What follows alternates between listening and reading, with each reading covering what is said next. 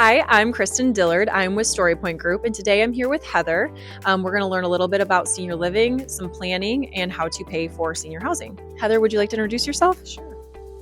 Hi there. My name is Heather Nalbock, and I'm the Community Specialist at Independence Village in Petoskey.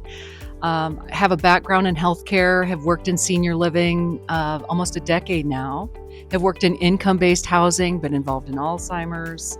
I have a heart of a teacher, so I really want to help families, guide them, educate them so that they can make the best choices for themselves and for their families. So, what exactly is senior living? So, senior living is what I refer to as the third act of retirement, which most people do not plan for. Most people plan for retirement, they save, then they end up in retirement, they spend, they travel, they do fun things. But when their health starts to flag or they start having issues, they're fearful of falling, maybe their kids don't have peace of mind, perhaps they've lost their driver's license. That is the phase of senior living, and most people do not know how to navigate that. And so what we do as an organization is we educate and guide families. So, what exactly does planning look like for senior living?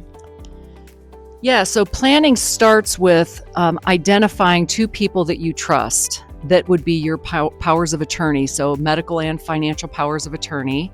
The next step would be meeting with an elder law attorney and putting together a will or a trust, talking with them about ladybird deeding your home if you should own a home, just to keep that asset protected, possibly looking into long-term care insurance, identifying what is it you want to have done. Do you want extraneous measures to keep yourself alive if something should happen? Who are your doctors? What kind of conversations do you need to have? Should you be including your physicians or your children in with your physician appointments? It's basically getting yourselves organized for the last chapters of your life. And none of us have a crystal ball. We don't know how long any of us are going to live. But what we oftentimes see is about 80 to 85% of the families that we talk to, at least in the area that I'm located in Michigan, people are reacting because they don't understand what they need to do to plan for senior living. What are some signs that people are entering this phase?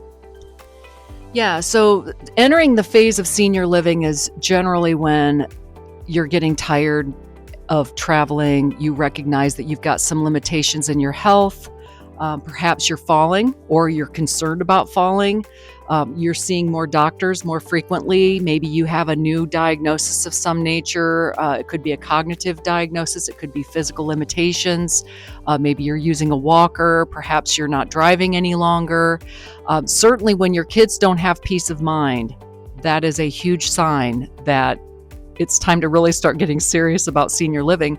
And what I say to families is about 98% of the families that we work with, and I've literally worked with thousands and thousands of families, the person that needs to be moving into an independent community has no plans of ever moving out of their home.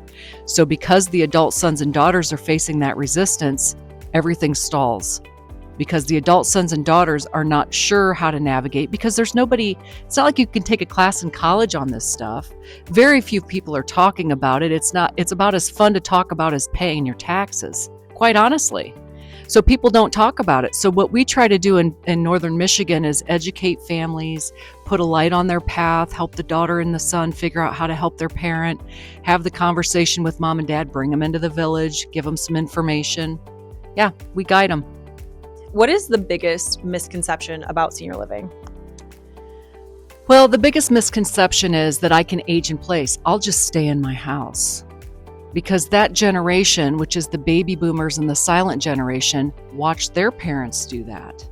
Or they took care of their parent. So they either believe, well, I'll just stay in my home and eventually my daughter or my son will help me out, or I'm just going to die in my sleep. I mean, there's people that really think I'm just going to die in my sleep. I don't have to worry about anything because I don't want to go to a nursing home.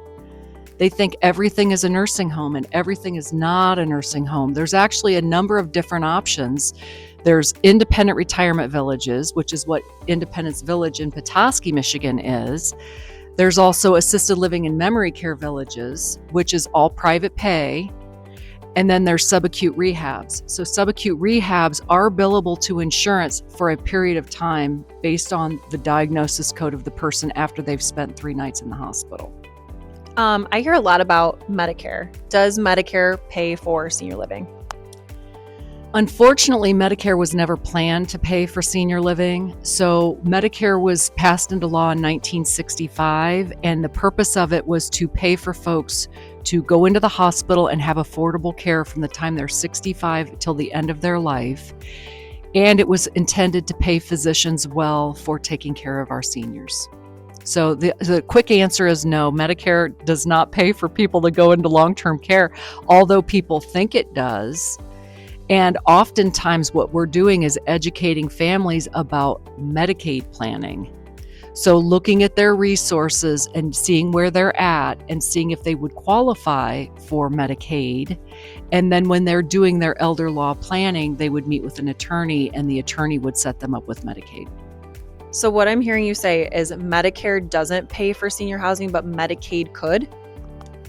Yes, so Medicaid could pay for senior housing, and unfortunately in our country right now, because we have such a shortage of providers, whether it be nurses or physicians, mid-levels or advanced practice providers, we have such a shortage. It's really an economic issue of supply and demand. We have the largest demographic of people right now in that age demographic of 65 and over, and we have very little staff. So what's happening is there's wait lists everywhere. So if it's a single person, if they make $2,000 or less, there's a probability that they would qualify for Medicaid. Or if it's a couple, together their combined Social Security income less than $3,000 a month, they could potentially qualify for Medicaid, but there's a spend down that happens, which is why it's important if you've got any assets, if you own a home, to get with an elder law attorney. So when I'm speaking with families, we're talking about all of these things. And again, we put lights on paths. We guide the families to know what direction to go in. We aren't the experts when it comes to elder law, but we know enough within our organization to give people information so that they can get in touch with those resources. That has a lot to do with what we do with our Aging Gracefully event in Northern Michigan. We bring in the experts and we educate audiences on how to navigate that last chapter, that third chapter of our retirement life, which is the senior living chapter. What happens if you don't have a plan for senior housing? So this is a really common issue that we run into. A quick story. I had a husband-wife. We see this oftentimes. We see couples where one of them has a cognitive diagnosis and the other believes that they should be the caregiver. That's great in theory, but the problem is physicians are not able to spend the time with patients like they used to back in the 60s and 70s. They were spending on average 20 to 30 minutes with their patients. Now they're spending between 15 and 18 minutes with their patients. So the educational piece is not happening. So many couples are believing, oh, I'll just take care of my loved one. And what happens is the statistics show that the caregiver goes down before the person giving the care. So back to my story about the couple, I got a phone call from a daughter. She was 42 years old and had 3 children. Her mother ended up going into the hospital with pneumonia. She was taking care of her husband who had Alzheimer's. The ambulance, the EMTs took him with her to the emergency room. So I get this panicked phone call from the daughter. I'm 42 and I can't work. I've worked full time. I've got 3 kids. I don't have time to take care of my dad. I can't take care of my dad. And my mom just got admitted onto the 2nd floor of the hospital. What am I supposed to do? Again, no plan. So now we're reacting. So I'm saying to the daughter, are you power of attorney? I don't know. Do you know what your mom and dad have for money? Do you have any ability to take care of writing checks or paying? No. So what happens is they're reacting. And again, then they become a victim of their circumstances. And oftentimes social workers in hospitals are very well intended, really want to help you. But if you don't have a plan, you're at the mercy of your circumstances. So I believe that father ended up moving in with the daughter, put a complete strain on the daughter and her family. That's the kind of circumstances that we try to help families avoid in this environment where healthcare across our country is turned on its head. Right now, we're 64,000 physicians short in our country. We're short nursing staff, we're short MAs, we're short social workers. If people plan to fail, or if people fail to plan, they plan to fail. It's a default, and it's very unfortunate, and we try to do everything we can to help them, but it's just what it is. Families are very dynamic. Yes. What is long-term care insurance? So long-term care insurance, I'm going to give you the Reader's Digest version, okay? I'm going to give you the quick and fast because I'm not an insurance agent, okay? So long-term care insurance was intended to help people pay to be in nursing homes, and they started writing these policies back in the 60s. And over the decades, they've become more hybrid. So now they have things in them like cash value. If you don't ever use it and you pass away, your family inherits money. Or it'll pay for you to go into an assisted living, or it'll pay for you to go into a memory care, or it'll pay for you to have in-home private duty care.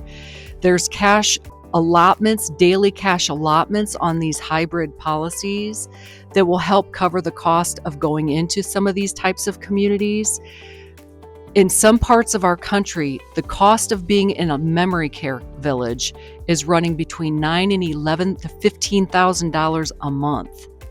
So these long-term care policies, if you've got a policy with a hybrid rider that will pay for memory care, unless you want to go crazy and get like the Cadillac of policies, at least it'll help pay for some of it, which helps cover the cost, because people don't realize what this kind of stuff costs.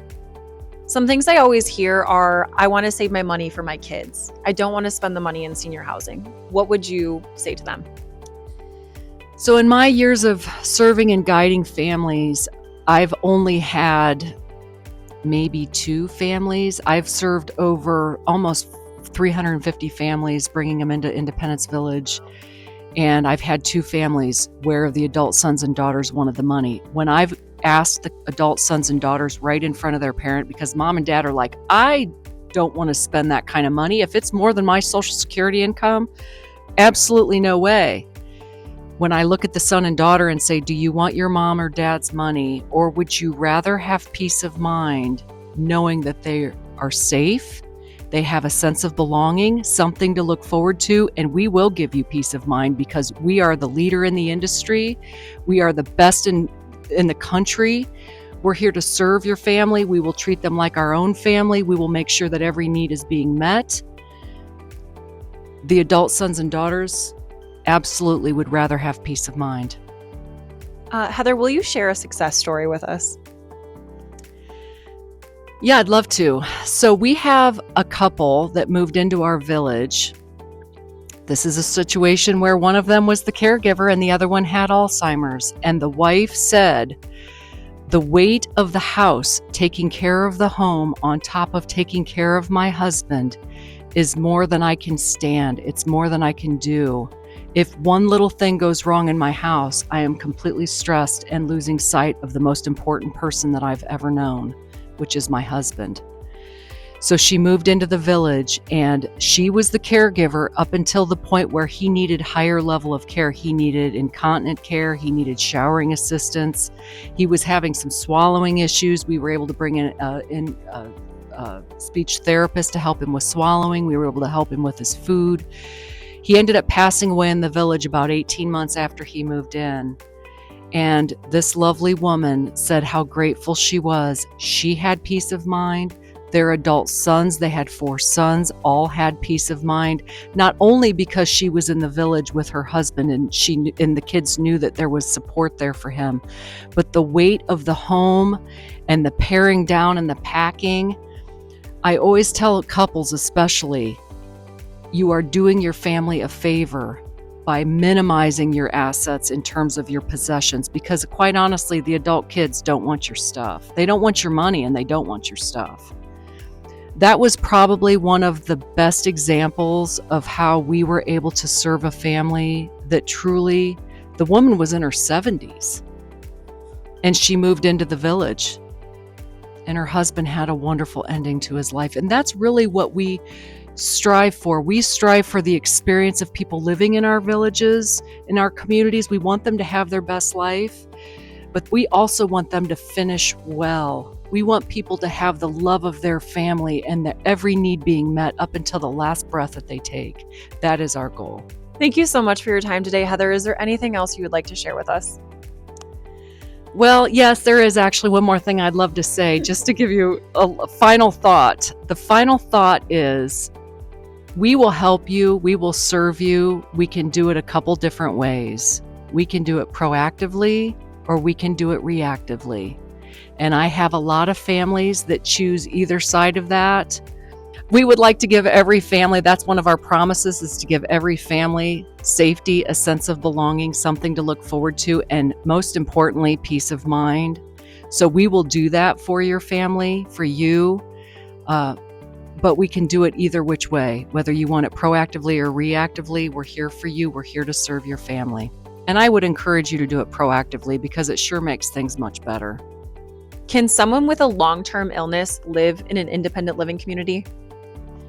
Yes, actually they can. And I often guide folks into palliative care. So palliative care is chronic illness management or pain management. And it is the doorway that you go through before hospice. So there's a huge misconception around what is hospice care. People think, well, if I'm going on hospice, that means I'm dying. There's actually clinical studies that show that people that get on hospice care before the very, very end of their life, if they get in well long before the end of their life, they do better, they live longer, and they have a better ending to their life. So we recommend palliative care because palliative care is symptom management, symptom and pain management. And in the world that we live in right now, because of the physician shortage that we have in our country, doctors do not have the time to spend with patients, nor do PAs or NPs, to educate their family or educate the patient on the long-term trajectory of their diagnosis. That is part of the reason why we see so many couples living together, taking care of one another. And that is why we also see so many times the caregiver goes down before the person getting the care, because there's a huge lack of education. Palliative care educates. It educates the patient on this is what's going to happen with your chronic illness. This is the trajectory of your diagnosis. Did anybody tell you about that? No, nobody said a word about that. And so what happens is, as the person is declining, and we see this oftentimes with cognition, as that person is declining, especially if they're insistent on staying in their home and they've got their spouse taking care of them, that's why the spouse goes down with the person getting the care, because the caregiver never knew that their spouse was going to become incontinent. They never knew that they weren't going to want to take showers. They never knew that they weren't going to want to eat, or that they would have swallowing issues. They didn't know any of that because the doctor never had time to educate them. So I always encourage people, ask your physician or your nurse practitioner or your physician assistant for a referral to palliative care. That is symptom and pain management. They will also ask you about what is your desire. At what point is enough enough? At what point do you get tired of going in and out of the emergency room with these chronic UTIs and all of this dehydration and all these crazy things that are happening that are chronic to your diagnosis? Nobody's talking about those things. So what we want people to do is be more proactive in what you're asking from your physician or your care provider so that you can have the best ending to your life.